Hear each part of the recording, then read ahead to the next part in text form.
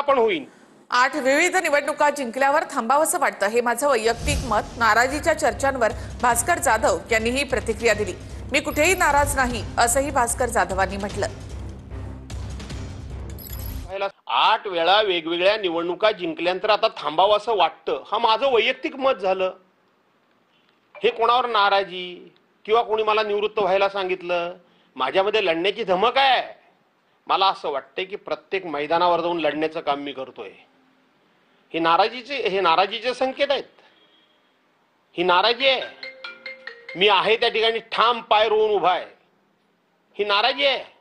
आज मी जिल्हा परिषद, पंचायत समिती आणि नगरपालिकेच्या निवडणुकीची जबाबदारी मी स्वतःहून अंगावर घ्यायचा निर्णय घेतोय आणि उतरणार आहे। तो असा तसा नाही उतरणार आहे, पक्षाला यश मिळवून देण्याकरताच उतरणार आहे।